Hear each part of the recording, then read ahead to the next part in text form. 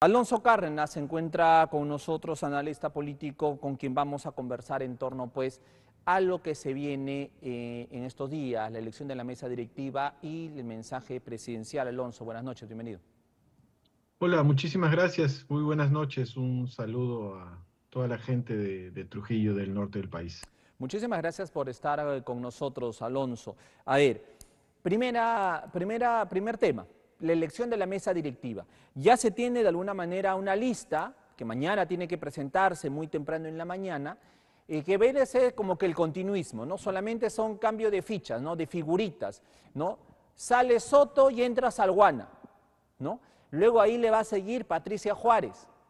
La otra fichita, la otra figurita es Waldemar Cerrón, y se habla pues del también congresista Cabero. Por lo tanto, más de lo mismo. ¿Qué comentario te da esto, por favor? Bueno, yo creo que la palabra que usted ha utilizado es bastante clara, ¿no? Continuismo. Básicamente cambian los rostros, pero no cambia la esencia, ¿no? Y no hay ninguna manera de que esto se modifique, ¿no? Que cambie. Independientemente de los actores, la trama, mejor dicho, el drama que se vive en el Congreso de la República es prácticamente irreversible, ¿no? El deterioro es de tal magnitud, ¿no? El Congreso de la República en el Perú es el más desprestigiado de América Latina y Ujú. probablemente del mundo. Eh, Esta situación va a seguir así, ¿no? 5% de aprobación, dígame usted, y bajando. Así que el Congreso de la República pues ya no tiene ningún interés en lo que piensa el ciudadano, en lo que piensa su elector, el peruano de a pie, ya le da prácticamente igual, se ha perdido la vergüenza, ¿no? Ujú. Entonces ellos van a seguir con su plan de copamiento de las instituciones del Estado, de todas estas leyes, normas que favorecen a intereses particulares, como las universidades chatarra, por ejemplo, como el transporte ilegal, y también fomentando normas que abiertamente, y eso lo dicen los expertos, tanto en el Perú como en el extranjero, favorecen al crimen organizado, ¿no? Ya sea la minería ilegal, eh, la trata, Justamente, la sí. depredación de la Amazonía, ¿no? Es decir, el proceso de destrucción institucional que vive el Perú de una manera acelerada, ¿no?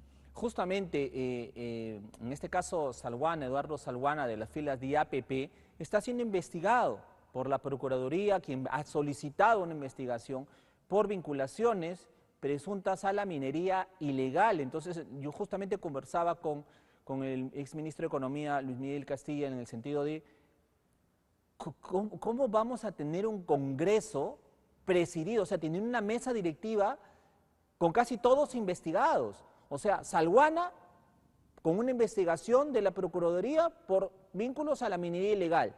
Patricia Juárez, cuya lideresa está siendo en estos momentos sentada en el banquillo de los acusados por el tema del caso Cócteles. Waldemar Cerrón tiene un hermano prófugo de la justicia condenado por corrupción. Entonces, la pregunta es, ¿cómo vamos a aceptar los peruanos tener, ¿no?, a esta mesa directiva en un poder del Estado que tiene finalmente vínculos directos o indirectos con la corrupción y con cuentas pendientes con la justicia?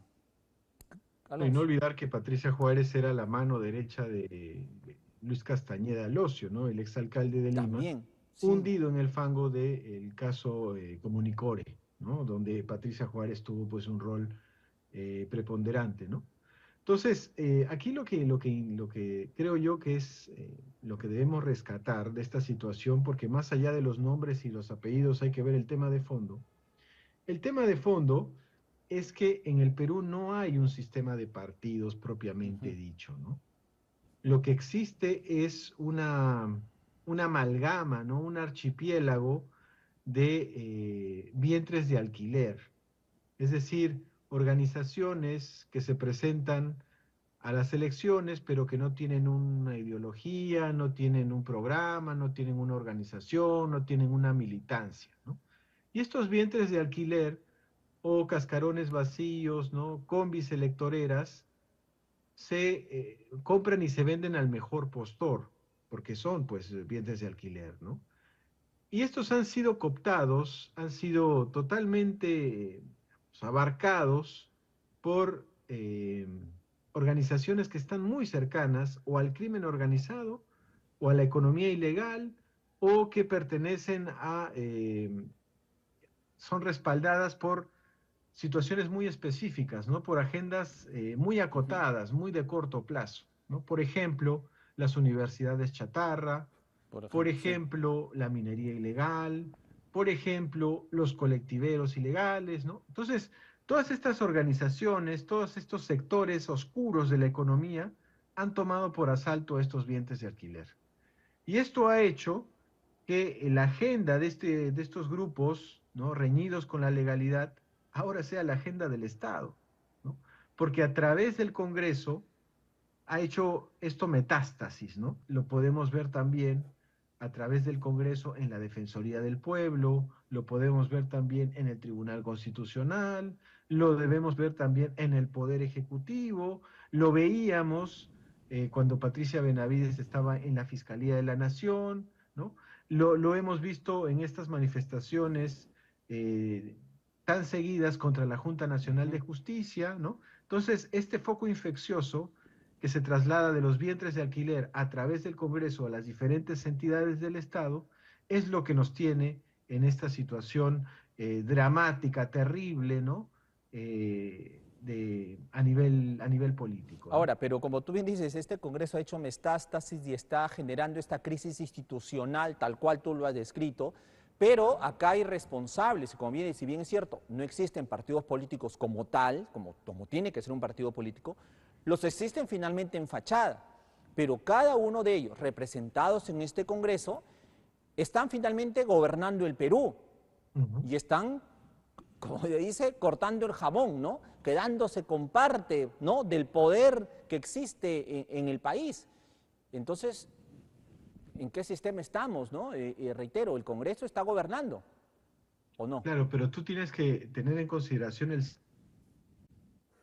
nuestro sistema ha sido pensado para sobre representar a partidos que tienen muy poco respaldo electoral, ¿no? Si Ujú. tú recordarás, Pedro Castillo gana la primera vuelta de las elecciones con 13% de los votos y 10% del padrón electoral. Keiko Fujimori gana, llega a la segunda vuelta con 10% del padrón electoral, o sea, son números bajísimos, ¿no?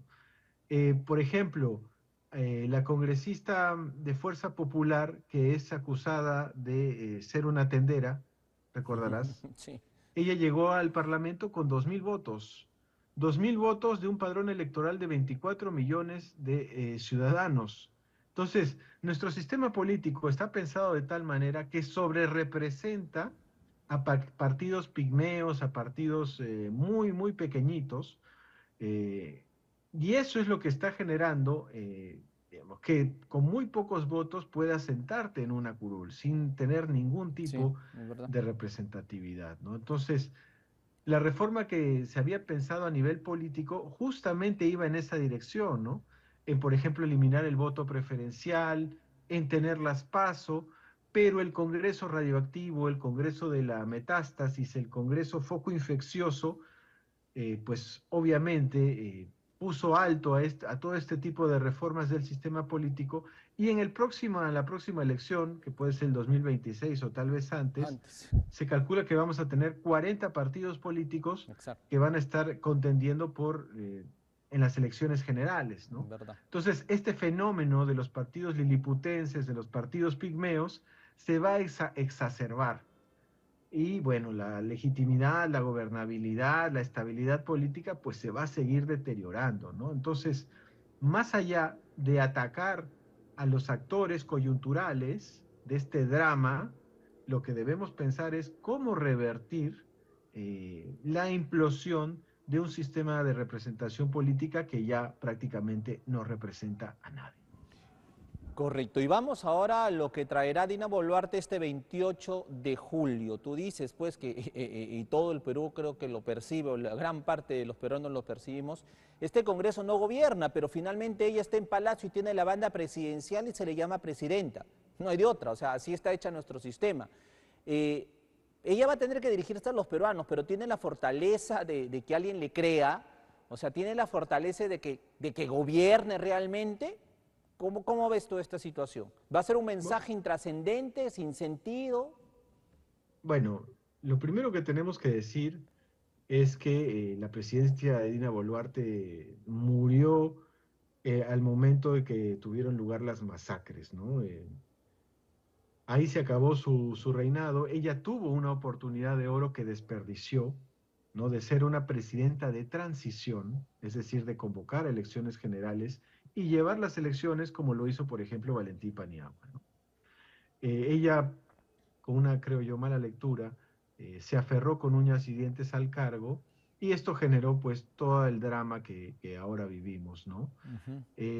Es una presidenta con muy baja aprobación, también es la presidenta de América Latina y prácticamente del mundo, con la menor aprobación de 5% a nivel nacional, pero en regiones como por ejemplo el sur no llega pues ni a 3, con un margen de error de 2,8, ¿no? Entonces Debe estamos hablando de una puntos. presidenta que prácticamente en algunas regiones del país tiene 0% de apoyo, cero, Sí. ¿no? Entonces, si esto le sumamos todos los escandaletes en los que hemos estado involucrados. Ya no hablemos del tema más grave y terrible de estas muertes que todavía siguen impunes, de estos asesinatos, sino por de los escándalos de los Rolex, de sus cirugías nunca explicadas, de este desprecio que siente por la prensa, ¿no? De todas estas mentiras que han sido fácilmente descubiertas, de un gabinete que la verdad no ata ni desata, ¿no? Entonces, ¿qué se puede esperar de una presidenta con 5% de aprobación bajando, que carga una mochila de 60 cadáveres, rodeada de mentiras, de sombras, ¿no? De idas y venidas, de marchas y contramarchas? Entonces, la gran mayoría de los peruanos no espera, según las encuestas y los últimos estudios, pues la verdad no espera absolutamente nada de este mensaje presidencial, ¿no? Mm. Probablemente la única esperanza que tendrían sería que ella pues renuncie delante de las elecciones, ¿no? Que es el pedido masivo, pero pues eso es muy difícil que suceda, ¿no? Entonces van a ser unas fiestas patrias bastante grises, bastante tristes, con altísimos niveles de inseguridad ciudadana, con una inseguridad alimentaria que es la más alta de América Latina, más del 50% según un estudio de la FAO, de Ujú. Naciones Unidas, que se acaba de presentar, con un empleo que no despega, ¿no? Entonces, la verdad, poco y nada hay de rescatable en estos meses que lleva la señora Dina Boluarte en la presidencia de la República, ¿no? Y esta situación nos arrastra a todos los peruanos, o sea, nos manda al precipicio. Ella se lanzó al precipicio, los congresistas le empujaron al precipicio y con ella nos caemos todos los peruanos en ese agujero hondo. Pero el pobre la siente más, así de simple. El que menos tiene, la siente más. En todo caso, ¿qué lección podemos aprender de esto, Alonso? ¿Qué lección podemos aprender de toda esta crítica situación que vivimos? El hecho que tú me hayas dicho esta noche y le hayas dicho a los televidentes, ¿no? Que el Congreso hace metástasis a la institucionalidad, destruye, corroe la institucionalidad del país, es el foco infeccioso de nuestro país, es terrible y coincide mucho con lo que el peruano de a pie piensa. Y al vernos dicho que una presidenta, Dina Boluarte, que dejó de ser mandataria de la nación el día que decidió quedarse por presiones o por voluntad propia en el gobierno, ese día ya fue, ese día fue ella como mandataria. Pero ante esta realidad, ¿qué mensaje o qué aprendizaje tenemos que tener los peruanos? Bueno, lo primero es que la política debe ser tomada mucho más en serio, ¿no? Ujú. Yo creo que esta lección que nos está dando la vida, ¿no? Una lección muy dura, terrible, devastadora para la gran mayoría de los peruanos, es que la política no se la debemos dejar a los de siempre, ¿no? A los políticos tradicionales, a estas mafias que están representadas en el Congreso, prácticamente a organizaciones criminales, ¿no? sino que los ciudadanos deben tener un involucramiento mucho mayor, ¿no? En la cosa pública. Ujú. Lo ideal sería que fuera a través de partidos políticos mínimamente cuajados, ¿no? Como sucede en casi cualquier país democrático, ¿no? Pero como no hay estos vehículos institucionales que hagan dialogar a la sociedad civil con el Estado, es necesario que los ciudadanos se empiecen a involucrar cada vez más en política. Yo sé que esto suena pues como que algo casi diabólico, ¿no? Que una persona se quiere involucrar en algo tan sucio, tan corrupto, tan desprestigiado, que además se te va a venir la mafia encima, ¿no? Pero bueno, está en juego ya no solamente la política en el Perú, ¿no? Sino la viabilidad misma del país. O Exacto. sea, el país se está encaminando a una situación muy parecida a la que se vive en estados fallidos, ¿no? En Haití, en el Congo, en la República Centroafricana, ¿no? Estados que han colapsado por la inoperancia del Estado y donde el crimen organizado gobierna abiertamente, ¿no? Entonces, usted Ujú. va a ver el caso de haitiano, es terrible, ¿no? Ahí no hay Estado y el Estado es prácticamente el líder de una organización criminal, ¿no? Eso se está viendo en el Perú, ¿no? Hay regiones, usted lo sabe mejor que yo, en la Libertad, donde el crimen organizado funge como Estado, Solo basta ver el Congreso, Alonso. ¿no? Solo basta revisar el Congreso, ¿no? O Exactamente. sea, Entonces solamente esto basta. empieza a ser metástasis, ahí ya tierras liberadas en Ujú, Madre de Dios, en las serranías de la Libertad, ¿no? En Puno. Entonces, ujú. si esto sigue avanzando, pues la situación del Perú se va a volver muy, muy peligrosa, ¿no? Efectivamente. Entonces, ya muchos peruanos se han dado cuenta de esta situación y pues han dicho gracias, agarro mis maletas y chao, ¿no? En los últimos 2 años y medio han salido 1 billón de peruanos, ¿no? La mayoría de ellos gente joven, gente talentosa, que su propio país los está expulsando porque no les ofrece un proyecto de vida, ¿no? Es verdad. Antonio, te agradezco muchísimo, perdón, Alonso, te agradezco muchísimo por estar esta noche con nosotros y poder haber hecho el análisis de lo que se puede venir en los próximos días y sin duda estaríamos conversando en el transcurso de los siguientes para analizar el post-mensaje que nos deja Dina Boluarte. Alonso, te agradezco muchísimo. Gracias y muy buenas noches. Muy buenas noches, Alonso Cárdenas, docente de Ciencias Políticas de la Universidad Antonio Ruiz de Montoya, estuvo con nosotros conversando respecto pues a esta complicada coyuntura que tiene nuestro país a pocas horas ya de la elección de la mesa directiva del Congreso y también del mensaje presidencial de Dina Boluarte. Nos despedimos, nos encontramos mañana en una nueva edición de Línea Directa. Que descanse.